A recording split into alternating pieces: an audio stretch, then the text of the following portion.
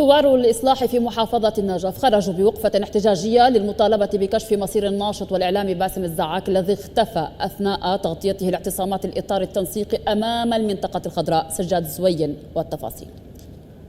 باسم الزعاك الناشط السياسي اختطف خلال تغطيته لمخيمات الميليشيات الولائية عندما كانوا يعتصمون عند الجسر المعلق مقابل المنطقة الخضراء احتجاجا على نتائج الانتخابات البرلمانية، ومنذ ذلك الوقت ولم يعرف شيئا عنه. نطالب الحكومة العراقية بالكشف عن الأخ الإعلامي باسم الزعاك المغيب في السجون أو عند الميليشيات. فأحب أوجه سؤال لدولة رئيس الوزراء أنه خلال توليك منصب رئيس الوزراء حدثت كثير من الخروقات الأمنية، منها الاعتداء على كرامة المواطن، الاعتداء على الصحفيين، الاعتداء على الناس العزل. فأنت إذا رئيس وزراء وهيج خروقات أمنية جاي تصير وما جاي تعالجها، زين شلون راح تبنون دولة حضارتها عمرها 7000 سنة؟ بسم الله الرحمن الرحيم. اليوم متظاهرين النجف الأشرف نظم وقفة احتجاجية من أجل المطالبة عن كشف مصير الإعلامي باسم الزعاك.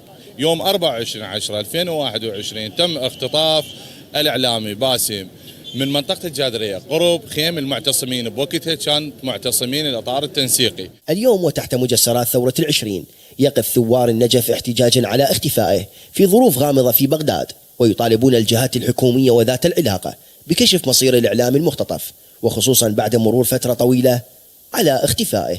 يعني الحقيقة هذه الأحداث تكررت في أكثر من مرة في أكثر من محافظة. احنا إلى الآن ما نعرف مصير إخوتنا المعتقلين أو المغيبين، امثال علي شاسي، سجاد العراقي، الآن باسم الزعاك. إلى متى يستمر هذا يستمر فساد وفشل هذا النظام بأنه أصوات حرة وأقلام حرة تغيب وتقمع بطريقة ديكتاتورية، بطريقة قمعية. احنا اليوم نوجه رسالة إلى الحكومة المركزية وعلى رئيسها مصطفى الكاظمي ومجلس القضاء ومجلس النواب القديم والجديد.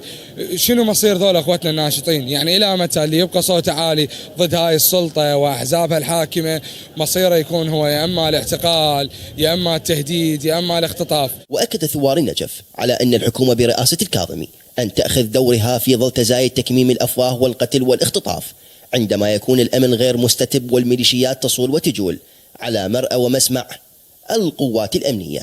من النجف الأشرف، سجاد زوين، البغدادية.